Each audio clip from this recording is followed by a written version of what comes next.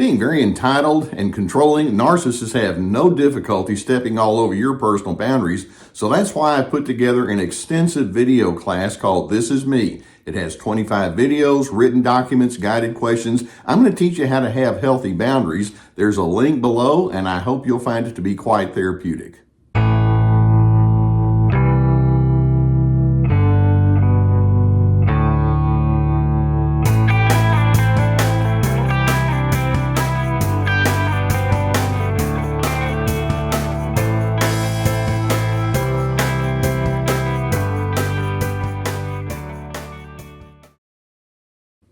Through the decades of talking with many individuals in my therapy office, I found that sometimes a person might miss some key insights with respect to who they are due to the problem of thinking in stereotypes. Now, specifically, there's one emotion that we tend to have stereotypes with, and it's the emotion of fear. And we often think of a person in fear of having panic or trembling or being extremely anxiety-ridden as if they're under siege. And sure enough, that would be fear. But there are many other indicators that a person is living in fear. And on the surface, you might not necessarily see it. But once you look into it, it's like, there it is. And it's not having a healthy effect on you at all.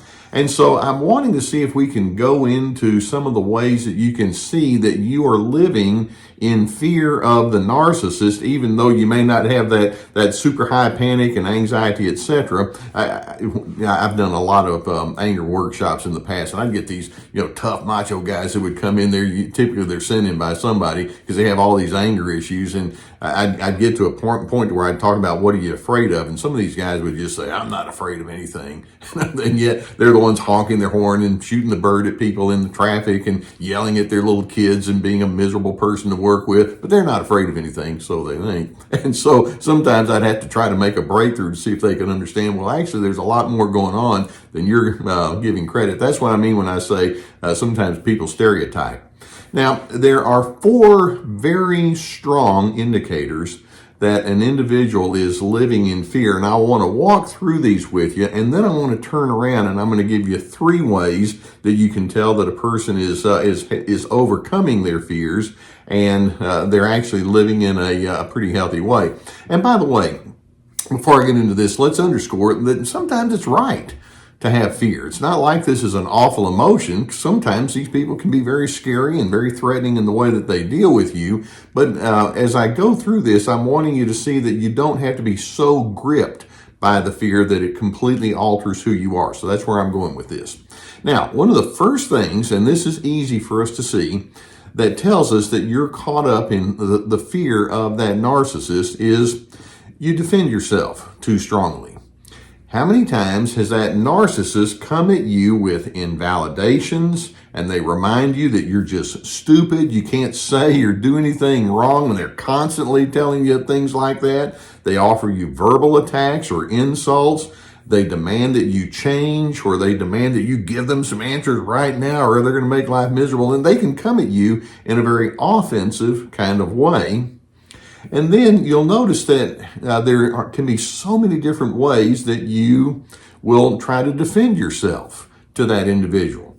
And the defense is just a very stark indicator that says, I'm very threatened by what you're saying to me right now, and I have to get you off my back. I say, it's okay to explain yourself once, but you don't need to do it over and over.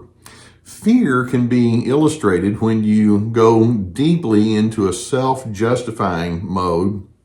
You over-explain. You feel like you have to rationalize why it's okay for you to be you.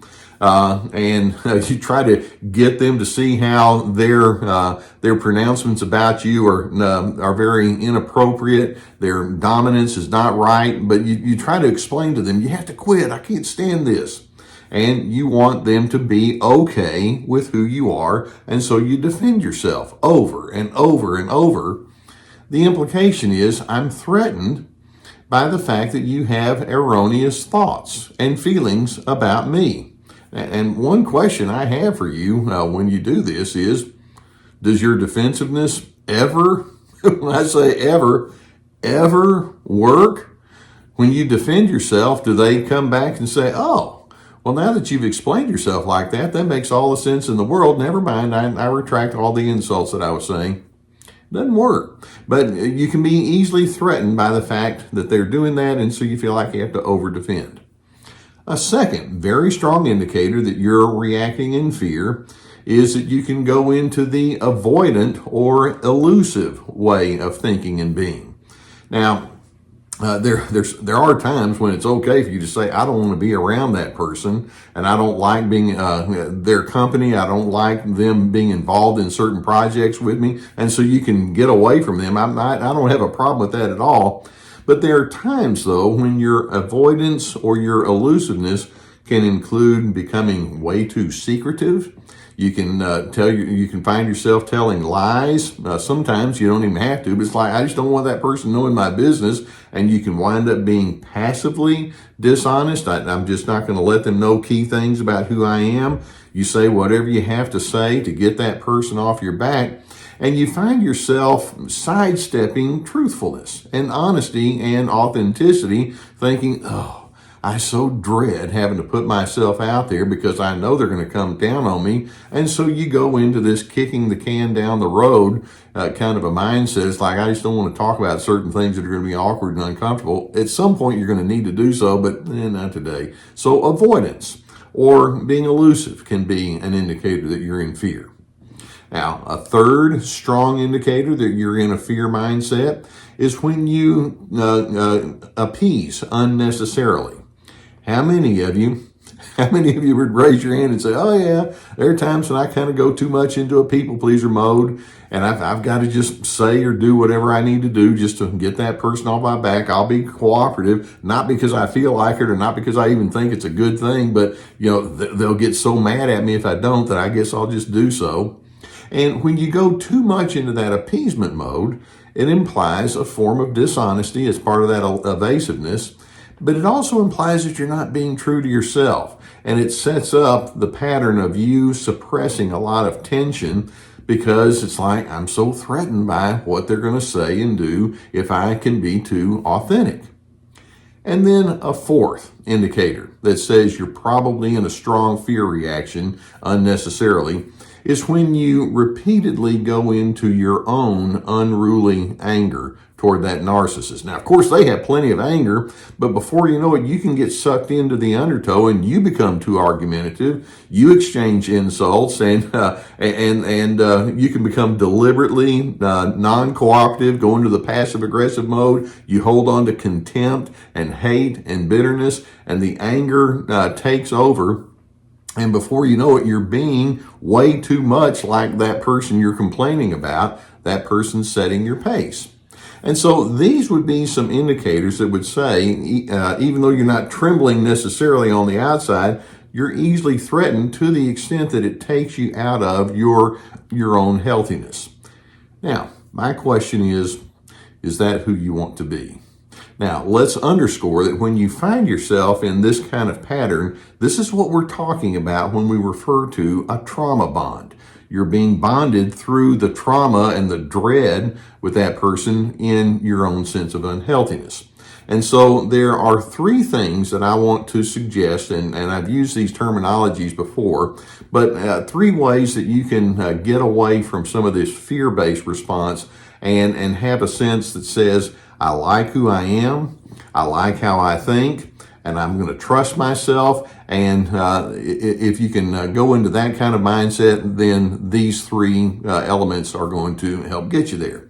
Now, the first that's going to help you get away from these fear reactions is what I refer to as practicing delicate detachment. There comes a point where you realize, you know what, I'm dealing with a very unhealthy person. This is somebody that I don't really have a high respect for or regard for with respect to the way that they think toward me, and I don't need to play along with their pathology. I'm simply not going to do it. So you emotionally unhook, and you more or less determine within yourself that says, I'm not going to take my cues from someone who is deeply troubled. And so you choose to cease having your ongoing emotional reactions to the extent that you stay angry or I can't believe this and all like that. Well, there's a radical acceptance that says I accept that that's where they are and I'm going to unhook because I have a life to live that's not going to be in chronic reaction to that person. Now, a second thing that's going to be a part of you getting away from your fears is to practice proactive assertiveness. So we're not going to just take a passive mode, but when we talk about assertiveness, we're not talking about just saying whatever you need to say, and if they don't like it, that's too bad. But we're talking about you having a healthy sense of self-preservation.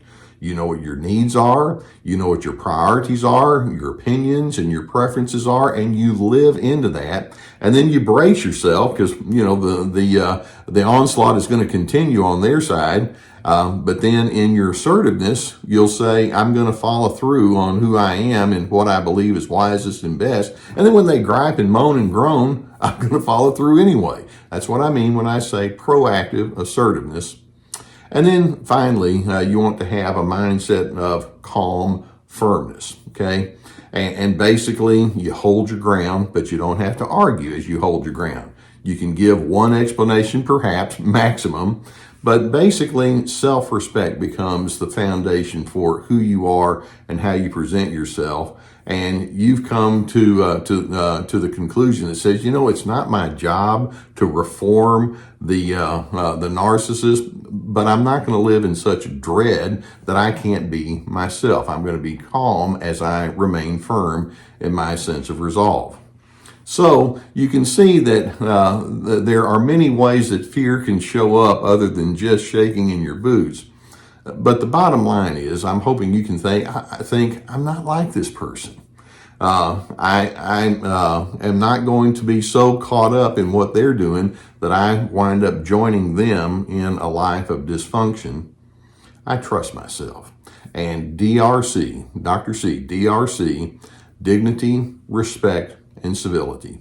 That's going to be my guide for living, and I give myself permission to move forward with my own self-preservation intact.